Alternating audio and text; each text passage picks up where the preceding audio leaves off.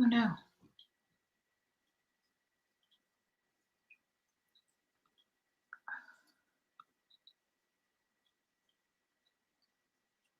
Okay. We're going to have to end this podcast really quick because I did something. It says live. Oh no, it is live. We're live on something. Yeah, we're live on something. Right. Okay, so let's just go with this because I think something happened with Facebook. So, whoops. You're about to view. Okay. I'm just going to go with this. I think we're just on YouTube. Maybe Facebook. We had a little Facebook fail this time. Anyway, hello. Okay. I am excited to be here with learning new technology for me, StreamYard, which is amazing. And I get to be a little bit more prompt with jumping on the broadcast. Anyways, I'm excited to be here with Patty Contenta. We're here with Level Up Your Love Life and remove the blocks that are standing in the way from attracting extraordinary love into your life. And so that is what we're exploring today. And we're talking about expressing your desirability. I'm so excited to dive into this. But let me first tell you a little bit about Patty. Patty is a professional dancer, choreographer, judge, and master examiner, and international traveling dance consultant for the world. Renowned. There. Yeah, that's pretty cool. For the world-renowned Arthur Murray Dance Studio franchise for over 30 years. And you're the founder of Sensuality Secrets, the author of Desirable and Deserving ebook and Sexy in Seconds DVD program. I love it. That helps women who are struggling with their body image reconnect with their feminine energy and sensuality through the art of body language and dance. So hence, we're talking about expressing your desirability in midlife or really in any time of your life, right? So Patty, welcome. I'm excited to have you here. And let's go ahead and dive right in. Define what you mean by desirability. Okay, I will do that. And if I break up in any way, please let me know. I'm not in my usual space. I travel a lot, and like when you speak to me, it's coming across a little, erratic. But as long as you can hear me so far, we're good. Hello. Yeah, somebody's saying hello to us. Oh, good. Hi. I can. All right, so let's begin.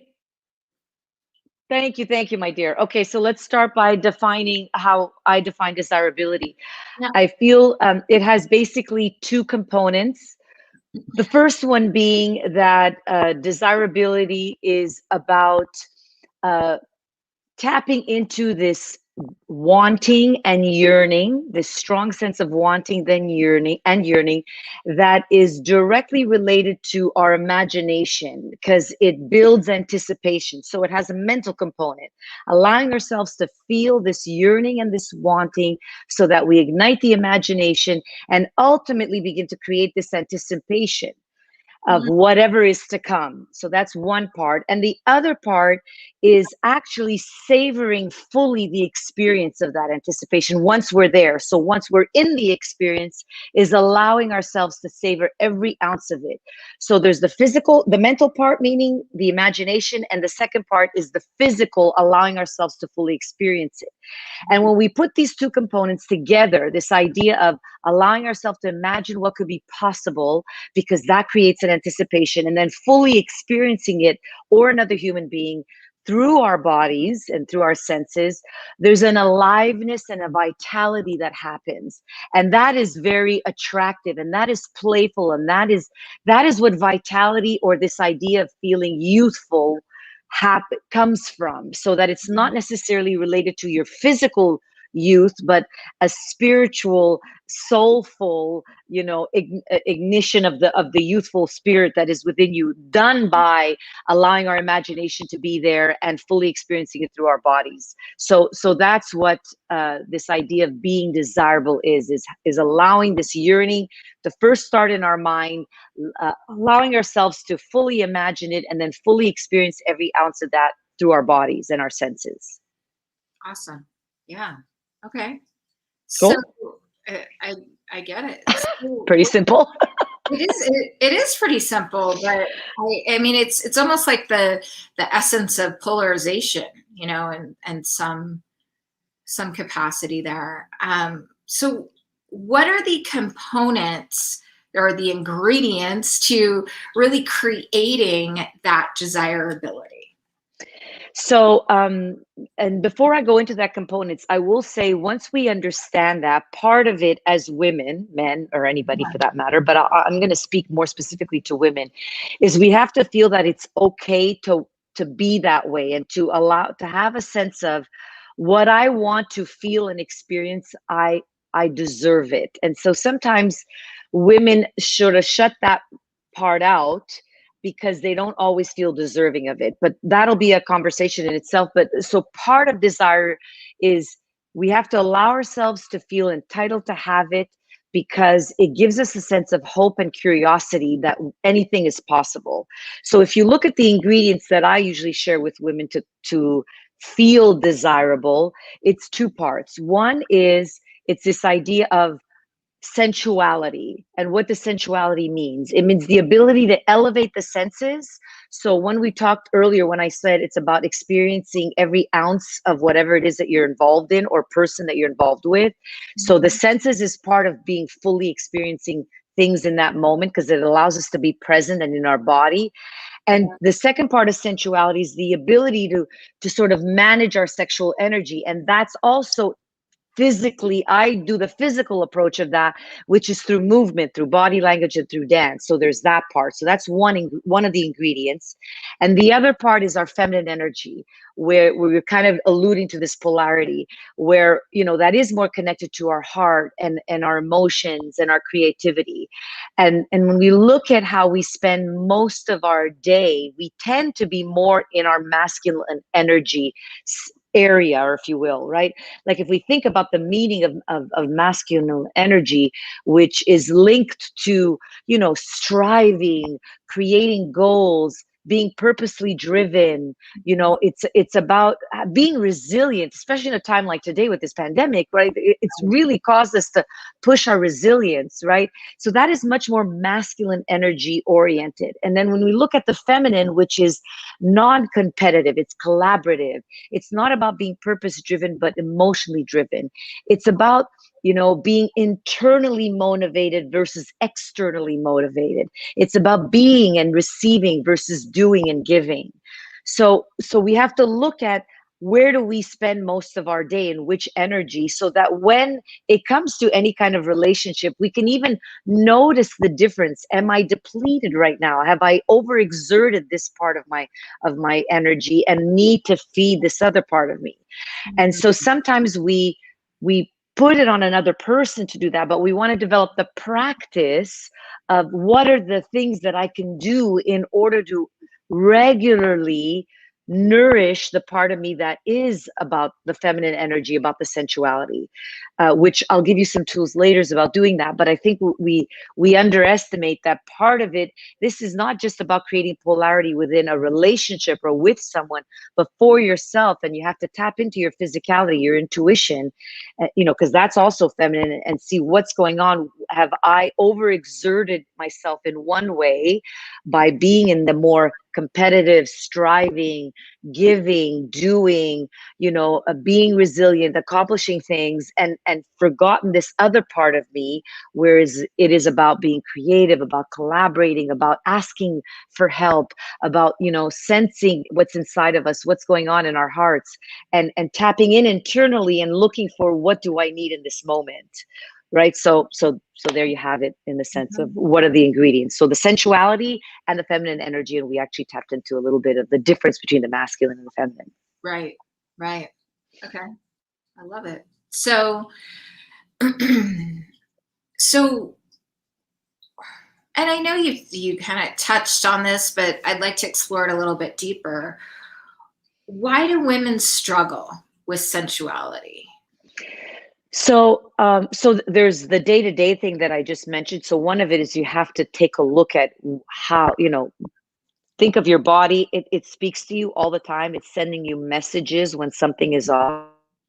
But part is you have to, the reasons. Some of it is cultural or social upbringing where, we don't want to come because there's a sort of sexual intent behind desire or sensuality that they'd rather not explore that because it's inappropriate. We have this bipolar relationship when it comes to sensuality or sexuality. It's everywhere in films, in social media and pop culture, but at the same time, we're brought up to know we're not allowed to experience any of that. And that's why I sort of defined it earlier in a different way, in the set, not in a different way, but that it doesn't necessarily have to be attached to sexuality only. Sexual energy with it, there's a sense of aliveness and a turn on. But when we look at how we can do that, it's not necessarily have to be about being in the bedroom, but in your day-to-day life. And some women that have come to me have, so it's a social upbringing where they're taught to be good girls, to please other people, to take care of other people's needs, put ourselves last, and in the process have, not been enough exploring that part of themselves. Right. Then two, there's work, high powered women. When we're achieving so many things in our lives, it requires us to be much more in our masculine and be respected, and admired. So then we've put aside our femininity because we don't want to lack respect. We want to be seen as serious, competent women. So we've put that aside. Perhaps some women have tomboyish character traits, or they tend to be around masculine sports. And so they maybe dress more masculine or are around, do things that is very male oriented. And so therefore they've lost the part of themselves that is what is the feminine. So, and they're afraid to show up as inappropriate or vulgar, all women, and so you self-judge, you stop yourself from that. And women can stop themselves from experiencing that fully. Does that make sense? Yeah. So how does one give themselves permission to actually step into that and be self-accepting in in that role? Yeah. You know, I think part of it is we have to know that every little decision we make, every moment, we stack things in our lives. Every decision we make, every action that we take stacks. And over time, it allows us to be more in a loving space or in a positive space or more accepting of whatever it is we're trying to accomplish. I think Mhm. people underestimate that the little list of things that you do daily, and I'll be sharing some tools with you, are moments that you are allowing yourself to go in this place versus waiting to create it on a special weekend or one evening or only on a date.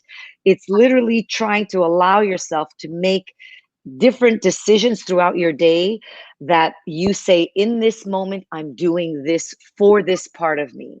And that's why I teach through body language and movement, because it's really the simplest of ways. And then when you know that every time you do this tool, you're feeding this part of you that needs nurturing, then it becomes that simple. And then every day you stack it in different moments. And eventually it becomes a more regular thing, So I think we Because underestimate those little impactful moments, those little insights like that. Here's a moment to create to decide to do that. So I talk about how you walk, how you sit, how you stand, how you touch yourself, how you do this. You're doing this every day anyways. You might as well do it in this way so that you're feeding that part of you. Does that make sense? I like that. So it's creating a habit of expressing this way of being, that so then it becomes your normal, Yes. essentially.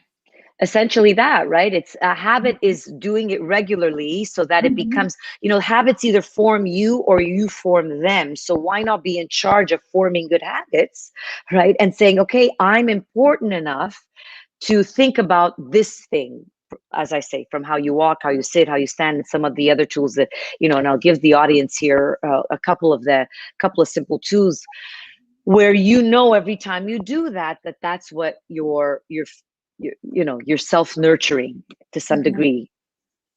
Got it.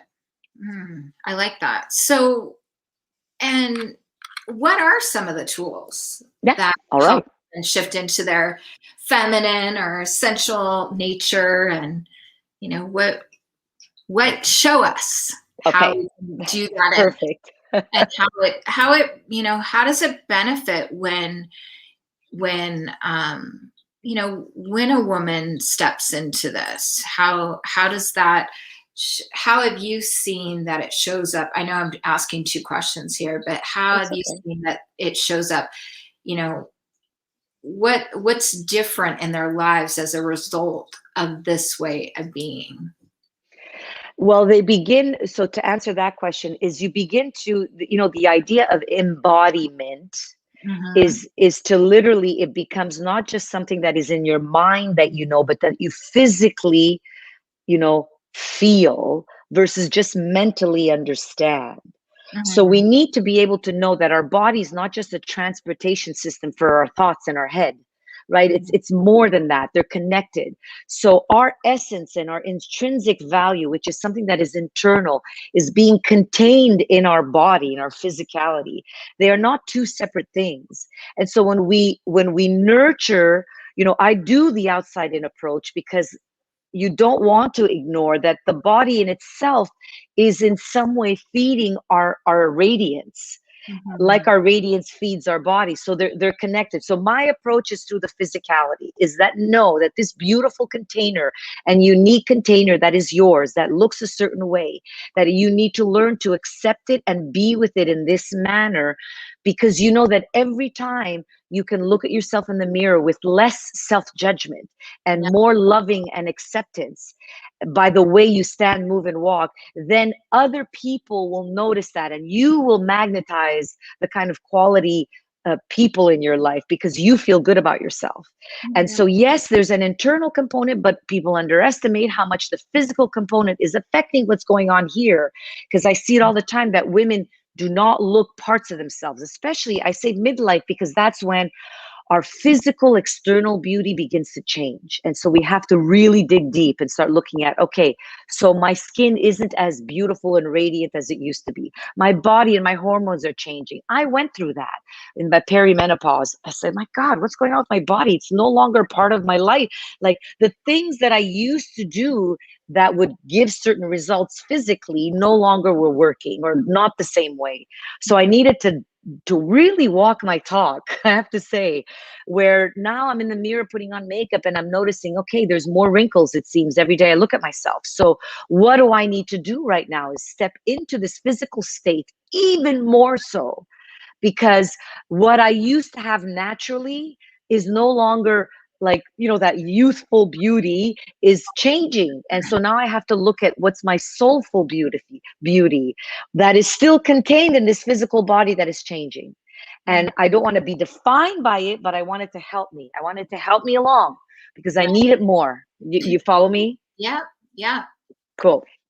So one of the tips I talk about is one of the simple tools. I call them transition tools that throughout your day that you want to think about this in moments so that you know that while you're on the phone or you're going for a walk or you went to the even to the ladies room and you're whatever it is, have those moments where this is what you're doing for yourself to nurture that part of you, to remind yourself that you are still intrinsically and physically beautiful, even at this stage of your life, wherever you are, Yeah. right, in your life.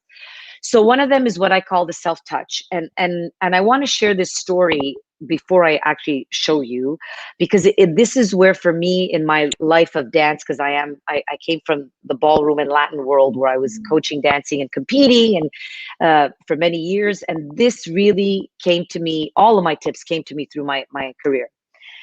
So the self-touch specifically, this story was my partner and I at the time, we were looking to we were at a stage in our dancing where we needed to try something new. And so it was recommended that we meet this gentleman. He was in Florida, and he really changes partnerships very quickly. He has a good eye. Go see him. He knows his stuff. So we went over there to see his role. He welcomes us in with our one hand, other, and says, "All right," with a raspy voice from probably too much drinking and smoking. He welcomes us and says, "Okay, show me the rumba, because the rumba is the most really where we see masculine and feminine quite a bit. It's slow enough where we have the opportunity to see technically what's going on, but also it shows polarity. Like here is where the woman has to surrender yet and feel delicious while the man holds that and embraces that, right? So here we go into our rumba, and probably 20 seconds within playing the song, if that, he stops the music and walks right up to me, Cindy, and he goes, "Patty, do you love yourself?" And I'm saying, "I think so." So, yeah, I do. And he goes, "Well, you could have fooled me, because a woman who loves herself isn't flailing her arms the way you are. Like, as a man, I'm trying to move towards you, but your arms are distracting me. And I don't know which angle to come at you." So he says, just watch this. And he puts down his whiskey and his cigar, and before my eyes turns into this feminine 7-year-old goddess. And I'm watching him, and he hadn't told me what he was doing, but I was really observing. And I noticed that before an arm would go out, so I'm going to, before an arm would go out, say, he would make sure that he would touch himself and then it would go out. He would bring it down and touch himself and then bring the other one forward. Do you see the difference Mhm. versus just go out, just go out? I'm exaggerating. So I understood that tracing the body and touching it was a way, there was an imprint that was being created within me to say, Mhm. "I love how my arm is. I love how my neck is. I love the feel of my face, my skin," right? That intent of self-touch changes the way you move and the way you show up. So self-touch is one of those things that's important, whether you're doing it for yourself when no one's around or in front of another man, where you want to show how much you enjoy living in your body. You love lounging in it. Mhm. It's just this beautiful chateau of my body, and how I love every ounce of it. And maybe you're the lucky one that will be invited in, like, so Mhm. it's this idea of loving the feel of your skin, your hair, your hand, your shoulder, your neck, your thigh, every part of you. So any chance you get when you're sitting and you feel like the tension is building, and you feel tight in your body, just take a deep breath and settle in, and then just start touching. Remind yourself, "Oh God, my shins feel so good," and just slow down in that moment and give yourself that self-love through touch, and it immediately shifts your way of being. Like, I mean, I just felt, I feel better already. And versus being up here and always in this other energy of doing, or tightness, because women that don't do it enough, the masculine is rigid, it's angular. So Mhm. you stay angular and you stay rigid. So you need this physical thing to make you melt and get soft again, and get pliable and flow. So self-touch is one of the ones that I talk a lot about and make sure women do regularly. Yeah, that makes sense. I like that. So just touching yourself, just Yeah. warning. Yeah, it's Yeah, a like beautiful. literally while we're Yeah. talking, while you're, anything, just to know that that's what you're doing, that you're creating this moment like I'm doing now with you. And and it just, the moment I do it, I know it's about my internal. I'm touching the internal part of me, that beautiful, mysterious, and sacred feminine, that when I touch my physical knee, it's a reminder to my internal divine feminine that you are worthy of this attention, right? Mm. Versus being externally motivated. That's all. So every time we stay external and we don't physically touch, don't get into our bodies, for me, the body's a way of getting into that internal sacred part of us. And when we do that, there's a nurturing, a self-nurturing, a self-love that happens. And that's beautiful to experience. For sure. For sure. And it's so simple, yet I feel Mhm. it's something that, we don't necessarily always have intention around. Maybe you might touch yourself, but do you have that intention Mm. around it? So that's powerful. Yeah, before you go on a date, before you're, or even while you're making dinner, if you're in a relationship, whatever you do that for yourself. And what happens to the man who's near you, he's drawn to it. He is.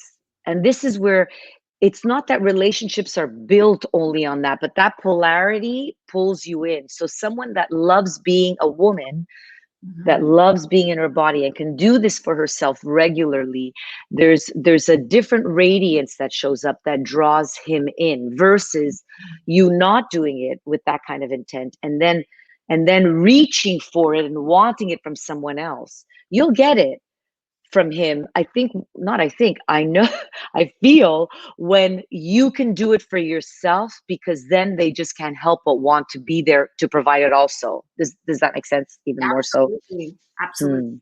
Yeah, it's like you're giving permission to. Hmm. Yeah. And that's important because we're in a time where, men are not sure as much anymore, right? They don't want to come across as being rude or invasive. So they hold back more. They're waiting for all kinds of clues. Should I? Shouldn't I? I'm not sure. So we have to be more embodied in this to really give that permission. Because I've spoken to many men that say, I don't know if I should, because I don't want her to think that I'm mistreat that I'm not accepting of who she is on the inside, or I get constantly reminded of, oh, you guys are all the same, you're only, so they kind of shrivel up themselves and not sure how forward they should be. So they're especially the good guys, like there's these good quality guys that they're kind of pacing themselves and waiting to see, is this the right time to be more forward, or be more approaching her a little bit more with my own presence and physicality, and let her know that she is a desirable woman.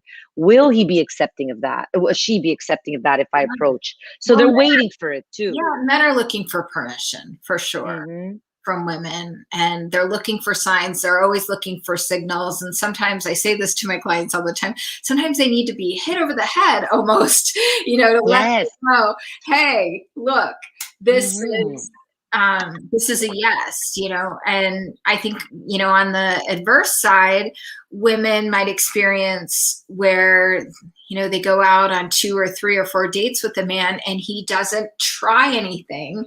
And they start to think, well, am I not desirable? Is he not Mm. attracted to me? And, you know, uh, that is typically not the case at all. It's usually quite the opposite. And they're looking for a sign, they're looking for permission. And Hmm. so that opens up communication and Yes. So, I always remind that this is why I always use the body, is the gate pleasure being desirable. So if you get used to being in your body, because that provides you physical pleasure, which makes you feel alive and vibrant, and everybody wants to be around that. So then do it regularly for yourself. And then again, back to the original start of this conversation, those regular practices start to stack up. You're not waiting for the date. You're not waiting for when you go away on a weekend. You're doing this on a day-to-day basis. You self-touch. God, I do it all the time because I need it. I'm a very masculine energy woman. I've got, a few businesses. I'm doing many things. I have to, I'm in that. So I'm like, so I use this all the time to remind myself, get in your body, Patty, get in your body. Okay, and start melting into that, like, all the time. yeah, Because I love the part of me that is purposeful, that is trying to accomplish and achieve many things. I don't want to kill that light, but I also want to have this other part of me that I want to nurture all the time. And just like men have their own things that they're trying to balance out in their lives. So for me, I use this constantly, because nothing is always directly balanced. Sometimes I'm too here and I'll go into this. And then, I'm always swaying and doing this dance between the two energies, but I'm in charge of it, which is wonderful. It's more powerful versus thinking that it's about how he will feel about me. How about just love who you are, and that person is going to either relate to you and want to be it or not, and that's okay. That's, we It's can't, part not of it. everybody's, yeah, it's part of it. So I know that you have a free gift for Hmm. the watchers and listeners out there. Yes. I know we're posting it right now so that everybody can click on the link below. Plus, they'll get access to, through the page. But would you care to share just a little bit about your gift to the watchers and listeners out there, so they know what they're getting into, what free gift they're getting from you? Yes, it's a self-date guide. If you go to sensualitysecrets.com/self-date, it's a guide basically where I want women to feel comfortable being out there on their own, for those of and loving, creating the kind of environment where they're approachable, where people naturally want to have a conversation with you, want to be around you. So I give them tips on taking yourself out, and here's what you want to do when you go out, and here how you want to have conversations, and here's, so because you want to be the kind of woman that can, when she shows up into an environment, is able to, to create change if she needs it, to start saying, I'm going to shift some things here, versus just sitting back and waiting for it to come to her.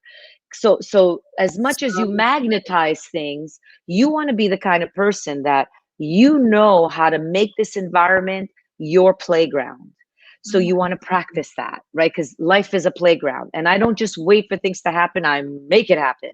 And right. then be the, let's see who comes on board, and then do you suit and do you fit what I'm looking for Mhm. when it comes to something deeper, or do we have mutual value systems, or how is there an attraction, but etc. But in the beginning, you want to be the kind of person that, God, everybody that's around you feels like, I always feel better when I'm with you. I don't have to worry about, Right. what should I say or do. You just make things cool.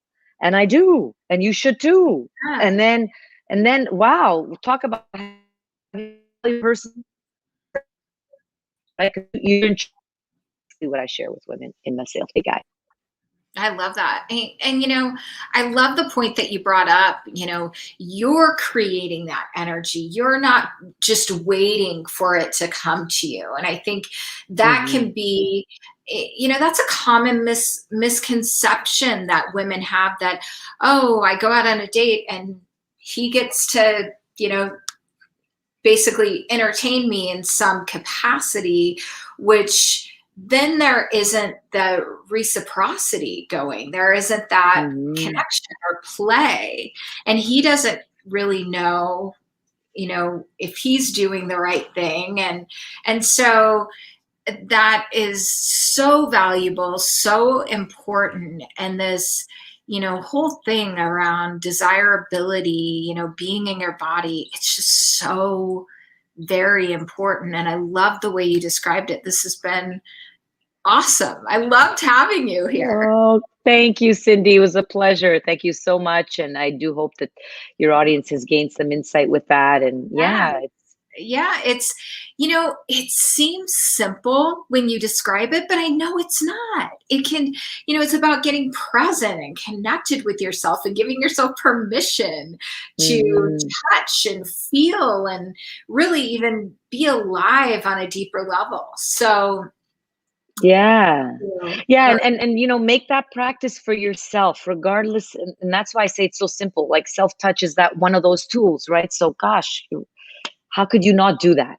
Right. And now you know the intent behind it. And every time you do it, know that it's seeping into your physical being, your energetic being, and it's doing some good.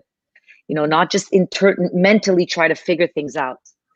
We do a lot of that as it is. We need some embodiment, you know. Absolutely. It gives you permission to have fun and play too. Mhm. So, awesome. Well, thank you again, Patty. And I will definitely be chatting with you very soon. Once again, I'm looking forward to that.